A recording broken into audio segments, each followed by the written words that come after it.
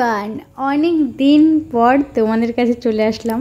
তোমরা কীরকম আছো বলো। আমার আজকের ব্লগটা সম্পূর্ণ একটা হজবরল ব্লগ মানে হতে চলেছে। তোমরা দেখো পুরো ব্লগটা, পুরো গোটা 3 দিনের ভিডিও, গোটা 3 দিন বলবো না, মানে 3 দিনের ভিডিও আমার আজকের ভিডিওটার মধ্যে আছে। তো সব কিছু মিলিয়ে মিশিয়ে ভিডিওটা তোমরা প্লিজ দেখো, আর কীরকম লাগলে অবশ্যই কমেন্ট করে জানিও, আর তোমরা কীরকম আছো সেটাও আমায় জানিও। আমি আবার 2-3 দিনের জন্য ডুব মেরেছিলাম, তো সেটার একটা কারণ ছিল, তার জন্য ডুব মেরেছিলাম, শরীরটা ভালো ছিল না। তো চলো, এখন আছি আমি কোথায় তোমরা বুঝতে পারছো আশা করি। আমি এখন আছি শ্বশুরবাড়িতে। তোমরা লাস্ট ব্লগ আমার শ্বশুরবাড়িরই দেখেছিলে, তো সেখানেই এখনও আছি। মানে এখন যে ভয়েস ওভার দিচ্ছি এখন নেই, তবে এই ভিডিওটা যখন শ্যুট হচ্ছে তখন ছিলাম। তো এখন আমি আর আমার বর বেরোচ্ছি এক জায়গায় যাব। তো সেটা আশা করি তোমাদেরও সকলের খুব পছন্দের জায়গা হবে। আমি যেখানে যাব তো তোমাদেরকে সাথে নিয়েই যাব, আর আমার সাথে আরও 2-3 যাবে, তাদেরও দেখাবো। তো কোথায় যাব সেটাও দেখো। তার আগে দেখো আমার গাছে, আমার শ্বশুরবাড়ির গাছে, আমার গাছে বলাটা একদমই অন্যায়, শ্বশুরবাড়ির গাছে অনেকগুলো লেবু হয়েছিল, সেগুলোই তোমাদেরকে দেখাচ্ছিলাম। তো দেখো আমরা বেরিয়ে পড়লাম, আর আমাদের সাথে যাচ্ছে আরও 3 জন, তার মধ্যে আছে একটা খুদে সদস্য। সেই সদস্যকে তোমাদের দেখাবো। এই যে সামনের বাইকটা যাচ্ছে সেখানে আছে সেই খুদে সদস্য। দাঁড়াও দেখাই তার কি অবস্থা। এই হাই রোডের হাওয়ায় দেখো, সে চোখই খুলতে পারছে না। এতক্ষণ ধরে উড়ে উড়ে যাচ্ছিল, আর এখন যে এত পরিমাণে হাওয়া দিচ্ছে এখন চোখ আর খুলতে পারছে না, চোখ থেকে জল বেরিয়ে গেছে। দেখো এসেছি হলো নৈহাটি, ওখানে লেখা ছিল দেখলে আই লাভ নৈহাটি।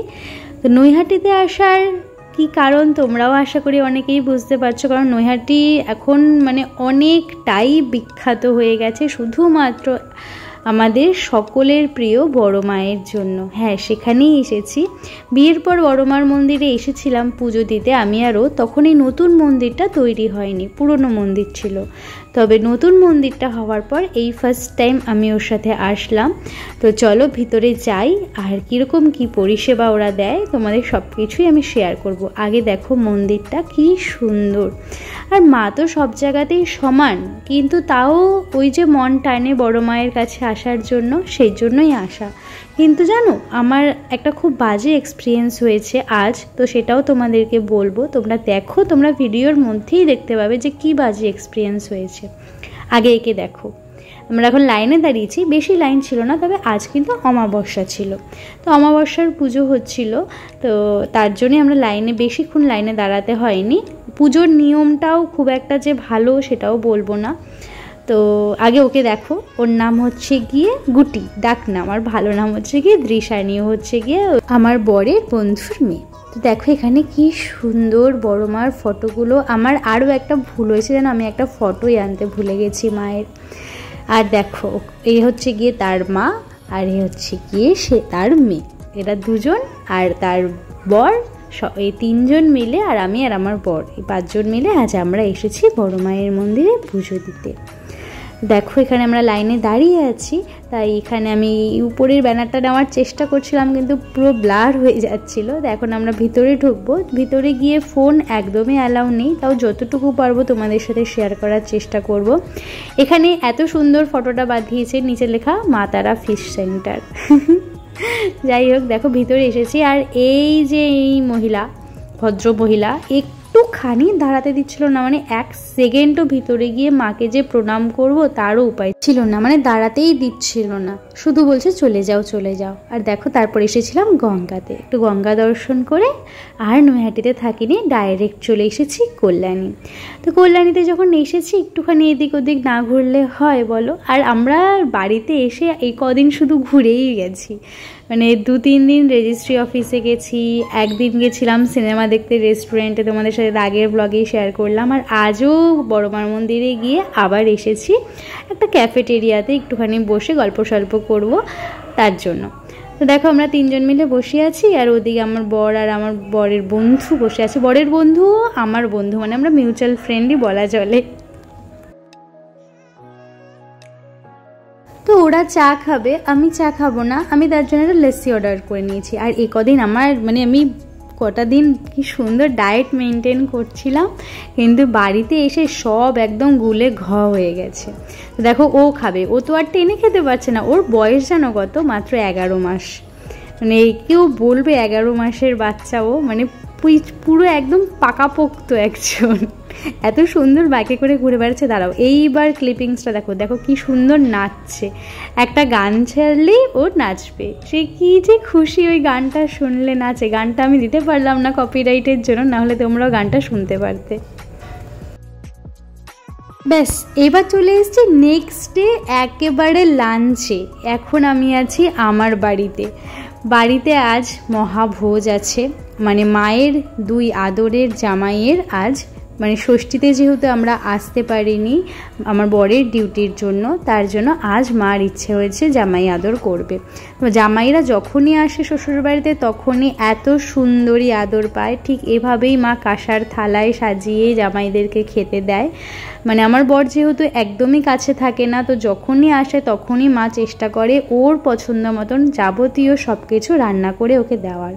তো আজও মেনুতে ঠিক ওর পছন্দেরই সব কিছু আছে, লাল শাক, বেগুন ভাজা, পটল ভাজা, লোটে মাছের ঝুড়ো, মাছের মাথা দিয়ে মুগ ডাল, আর ডালের মধ্যে আমি গন্ডগোল করেছি, জিরে এতগুলো দিয়ে ফেলেছিলাম ভুল করে, মার চামচ ছিল না জিরের ভিতর, তার জন্য। তো মাছের মাথা দিয়ে মুগ ডাল, আর কি করেছে বলো তো, মাটন। তো বেশি কিছু করেনি, বাবা বলেছিল ইলিশ মাছ আনার কথা, তা আমি বলেছি এত গরমে এইসবের কিচ্ছু প্রয়োজনই নেই আনার। আর এখানে দেখো মাটন করেছে। প্রত্যেকটা রান্না মা একা হাতে করেছে, মার শরীর এতটা অসুস্থ নিয়েও মা প্রতিটা রান্না নিজে হাতে করেছে, শুধুমাত্র তার জামাইরা খাবে বলে। আর ছোটো জামাইকে তো হাতের সামনে একদমই পায় না, মানে কখনোই সেভাবে মা খাইয়ে উঠতে পারে না, তাই যখনই মা মানে আমার বর আসে এখানে তখনই মা চেষ্টা করে যাতে ওর পছন্দ মতো প্রত্যেকটা খাবার রান্না করে ওকে খাওয়াতে পারে। তো এখানে দেখো পুরো একদম থালা সাজিয়ে দিয়েছি আমি আর মা মিলে। এখানে ডাল আছে, মাংস আছে, ভাত আছে, 3 রকমের ভাজা আছে, শাক, লাল শাক আছে, লোটে মাছের ঝুড়ো আছে, স্যালাড আছে, আরও কিছু আছে, মানে মিষ্টি দই, পাঁপড়, চাটনি, সেগুলো আর আমি ফটোই তুলতে ভুলে গেছি। তো ভাবলাম ঠিক আছে এদেরকে আর বসিয়ে রাখলাম না, এরা খেয়ে নিল, এরা খেয়ে ওঠার পর আমি আর মা খেয়ে নিচ্ছি। কত দিন পর যে মার সাথে এভাবে বসে খাচ্ছি আর গল্প করছি, মানে এই যে কি শান্তি, মানে বলে বোঝানো যাবে না। আর আমার মা দেখো এত কিছু রান্না করছে, কিচ্ছু খাচ্ছে না, শুধু দই দিয়ে ভাত খাচ্ছে। আর সত্যি কথা বলতে জানো তো, কোথাও গেলে রেস্ট পাই না, শুধুমাত্র এই মায়ের কাছে আসলে একটুখানি রেস্ট পাই। তো সেই রেস্টটা আর আমার বেশিক্ষণের জন্য লাস্টিং করেনি, আমি আবার চলে এসেছি হাওড়াতে। তোমরা ঘর দেখেই বুঝতে পারছো, তোমরা যারা আমার পুরনো বন্ধু তারা তো সবাই আমার প্রত্যেকটা ঘর চেনো, জানো। তো আমি আজই এসেছি বাড়িতে। পিছনে তোমরা 2টো ব্যাগ দেখতে পাচ্ছ, এখনও ব্যাগ ট্যাগও গোছানো হয়নি, মানে খুলিনি ব্যাগ থেকে কিছু। আসার পর শরীরটা প্রচণ্ডই খারাপ লাগছিলো, কেমন চোখ ঠোক ঘোলা ঘোলা লাগছিলো আমার। কিন্তু আজ যেহেতু রথযাত্রা, শুভ রথযাত্রা, তাই তোমাদের সাথে আমি এখানকার রথ শেয়ার করব না, সেটা তো হয় না। তো দেখো আমার একদম ঘরের পাশেই এই রথযাত্রা। তো এখানে জগন্নাথ, বলরাম, সুভদ্রাকে তখনও রথে তোলা হয়নি, পুজো দেওয়া হয়েছে। তো আর এখানে দেখো একটা বজরংবলী আছে ঠাকুর। এই রাস্তা থেকে যেতে আসতে মন্দিরটা দেখি, ওই যে দূরে সবুজ রঙের বাড়িটা দেখছো, ওটা কিন্তু আমার ফ্ল্যাট। আর ঠিক এইখানটাতেই রথ হচ্ছে। তো এই রথটা দেখলে এখন আমরা রথ দেখে বাড়ি চলে যাচ্ছি। এখানে জানো কোনো মেলা টেলা কিচ্ছু বসে না, আর আমাদের কল্যাণী গয়েশপুরে রথ মানে কি সুন্দর মেলা, আর মেলা মানেই রাত্রিবেলা ঘুরতে যাওয়া সেজে গুজে, কিন্তু সেটা আর এখানে হয়ে ওঠেনি। কিন্তু রাস্তায় দেখলাম জিলেপির দোকান দিয়েছে, তো ভাবলাম সামান্য জিলেপি নিয়েই যাই। আমার ঘরে তো একজন আছে, আমার লাড্ডু গোপাল, তার একটু সন্ধেবেলা জিলেপি দিয়েই পুজো দিই। তো সন্ধ্যাবেলা আগে সারা ঘরে গঙ্গার জল ছিটিয়ে দিলাম। এখনও যদিও প্রপার সন্ধ্যা হয়নি, তার কারণ আমি এখন আবার এক জায়গায় বেরোবো, সেটাও তোমাদের সাথে শেয়ার করব। তো আগে সন্ধেবাতিটা দিয়ে নিই।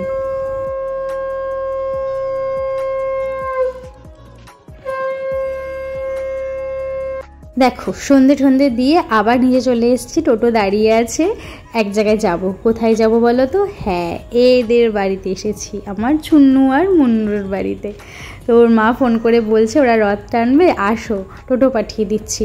তো টোটো পাঠিয়ে দিয়েছে, তা আমিও একদম রেডি হয়ে চলে এসেছি ওদের রথ টানা দেখতে। শরীরটা খুব একটা ভালো না, কিন্তু তারপর শুধুমাত্র এই বাচ্চা দুটোর জন্যই আমার এখানে আসা।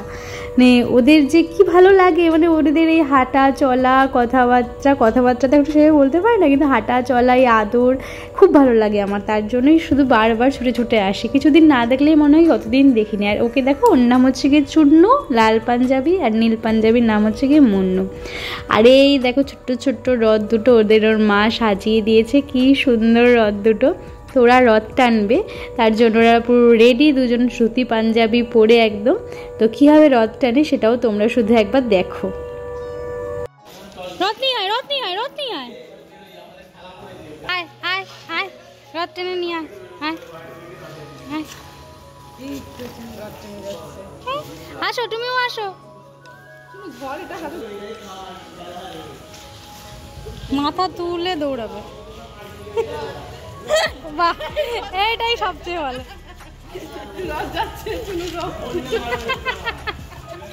এই টুকি টুকি টুকি টুকি, এই টুকি